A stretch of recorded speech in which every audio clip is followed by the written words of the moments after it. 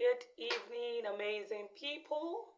You're welcome to September. You're welcome to School of Relationship and Marital Success in September. So it's the first edition in September. So I say Happy New Month to each and every one of us. It shall be a September to remember in Jesus' name. All right, today we're looking at another interesting question. All right, why do I need to be committed and loyal to my partner? Why do I need to be committed and loyal to my partner, either as a spouse, that is, you're married, or as an intending couple, that's a fiance and fiancé looking forward to marriage? Okay, the first reason that I would like to talk about why you should be committed. Okay, first off, let me even talk about what does it mean to be committed? What does it mean to be loyal? To be committed means to look beyond the feeling to the doing, right? It means that you've made a decision. We've mentioned at different points in time that love is not a feeling, it is a decision. So when you agree to go with a person for the rest of your life, when you agree to do life with someone for the rest of your life, it is a decision. And a lot of times it is important to mention that the feelings don't go with you all the way. There are times that you don't even feel like you don't feel like it's in the movies, right? All right. So it is important that you are aware that when you make this decision, it is not a fickle decision. It's not something that will go away. It's not something that you do when you feel like and you don't do when you don't feel like. When you don't feel like, no, it is that you make a decision that you're going to stand by what you've said all the way, right? So commitment means that you're holding yourself accountable to what you've said, right? It is important to note that as a person, as a child of God, one of the things that we must be able to stand for is to be like God in being a person of integrity. So, what does it mean to be a person of integrity? Integrity is taken from the word integer. An integer is a number that does not change its nature. So, if you see 2 in 2000, it is 2. If you see 2 in 122, it is still 2. The place value might be different. Okay, I'm going a little bit mathematical now. The place value might be different. Like in 123, 2 is 2 things. That's 20. And in 2000, 2 is 2000, yes. But it does not change the way you write it. It does not change how it sits. So the nature is the same. So if you're a person of integrity, it means that you stand for what you say you stand for, whether the chips are down or not, whether the challenges increase or not. You stand for what you say you stand for.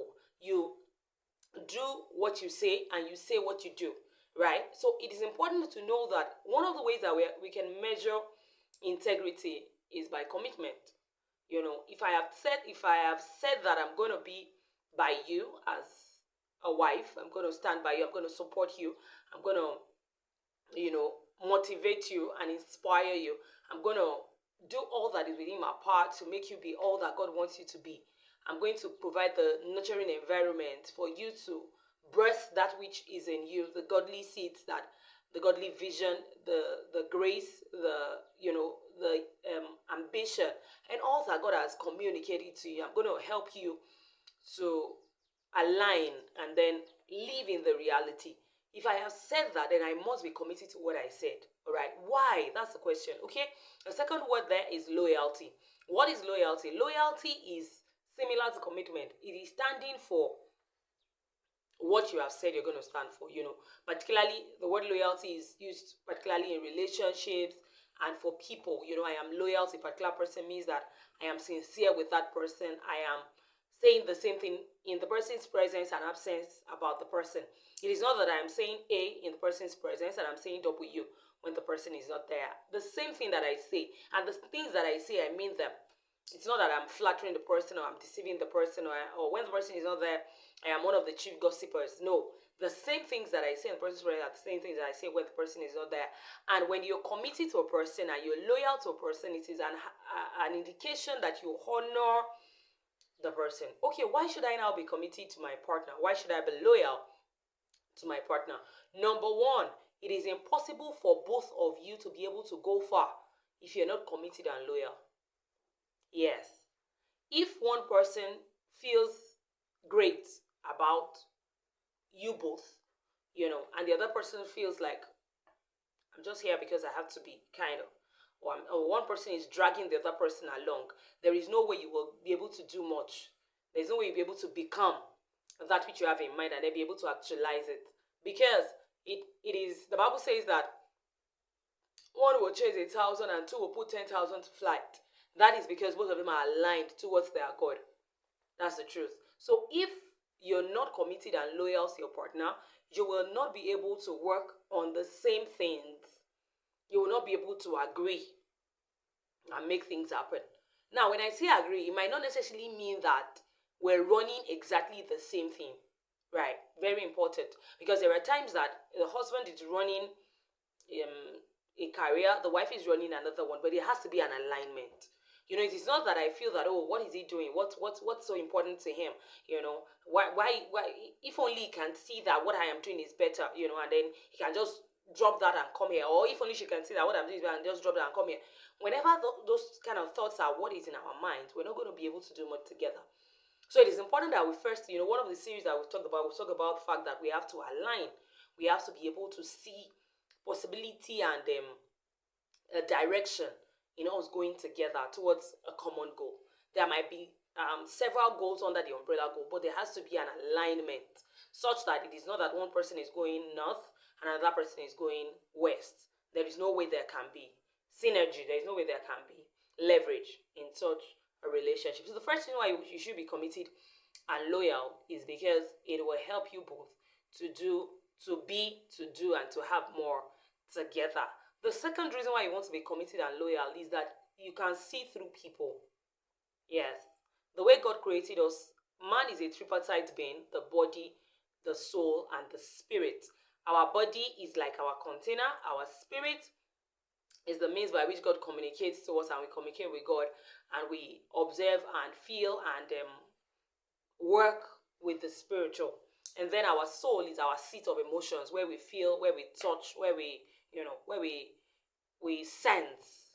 That's where our intuition comes from. That's from our soul. Now, if a person happens to not really be committed or loyal, the other person, it might be a matter of time, but the other person will finally be able to see through that person. For example, the husband is loyal and committed to a relationship, and then the wife is not.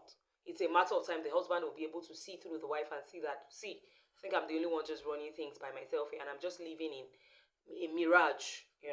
There's a way that you think that you are the one thinking that way. Somebody does not care. You're the only one that calls, that texts, that reaches out. The other person forgets important dates. The other person, when it comes to matters that concern you both, is just laid back. You're the only one pulling things, reminding and all of that. You get to a point where you'll be like, I cannot continue to deceive myself. This is just the truth that I've been trying to run away from. This person does not really have any sense of loyalty or commitment to us as a team, as a couple. So the second reason why you want to be committed and loyal in a relationship is because it's a matter of time. The other person and even the people outside will see through you and see that it's not your thing. You're just either struggling through it, or you're not even interested and you're just living in a vacay. So it's very important that you do not start what you won't be able to finish, and you should not portray what would finally come crumbling like a pack of badly arranged cards. So get it right together. Now, being committed and being loyal is a decision that you must make. And for every decision that we make, we've talked about it, that there will definitely be consequences, and we must be prepared that is the way it is. So when you're deciding to be committed and loyal, it is not as though you are expecting that everything was going to be a smooth ride.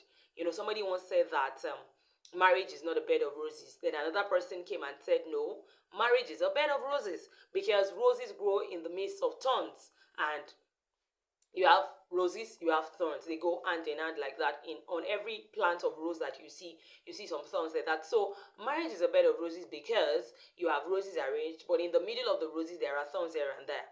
So marriage is beautiful. It is amazing. It is godly. It is lovely. And it is something that God instituted and is intended for us to enjoy. But you don't just enjoy what you have not worked for. That's the truth.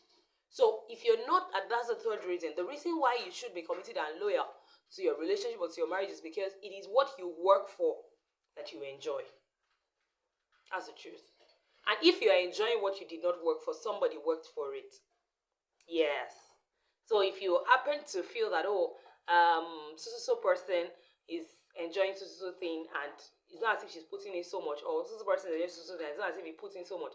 It might be that someone else had worked for that which that person is enjoying. It might also be that someone else had prayed for what that person is enjoying. But even if the person does not start to put in the work to sustain it, it will not last. Yes. There is a way that, when you get married initially, in the first 1 to 3 years, there is the honeymoon experience, the feelings stage where your expectations are high, your you're feeling very positive, and you're not easily discouraged, and then not too much of the negativity or the reality. Let me put it that way. Let me paint a scenario. For example, before you get married, before you got married as a couple, you're not likely to know. Maybe a few people might know, but not too many people will know whether their spouses snore or not. Right? And so when you get married, you're going to be sleeping in the same house every day together. You will get to know if your spouse snores or not. And initially, you're not going to feel terrible about it because a lot of expectations are there. You're trying to motivate yourself and look to the brighter side and all of that. And then gradually, life itself starts to arrange and settle. You yourself start to settle with the new reality of marriage and all of that. And so it takes some time before you start to. Now, that is why it is important that even from the moment you're married, do not just draw from your love bank. Okay, let me try and explain that. Continue to do the things that make the other person glad, that makes the other person happy, bearing in mind that your partner cannot make you happy. That's the truth. If you set yourself up to believe that your husband or your wife will make you happy, then you're setting yourself up for frustration. Because the only person who has the ability to make you glad, to make you joyful, to make you happy, to make you fulfilled is God. Some of the things that your partner does could make you happy, but it is not that the entirety of that person will be your reason for being happy. Then you're going to be disappointed a lot of times. So if you're committed and loyal, you will start to deposit in the love bank of your partner from day one. And so you would never get to a point where you're wondering, who is this person? Where is the person I married? I've heard a lot of couples say that, where is the man I've married? Where is the woman I married? That's because we sometimes just concentrate on withdrawing from the love bank more than depositing in the love bank. And when we do that, get to a point, just like our financial bank account. If I keep withdrawing money from my bank account and I do not deposit, you get there one day and the money is finished. So the things that make you both, feel loved, Gary Chapman in his book, 5 Love Languages, talked about the acts of service, gifts, words of affirmation, physical touch. So it's important that you look at these things and quality time, yes. Quality time, acts of service, gifts, physical touch, words of affirmation. Look at the one that is your partner's primary love language.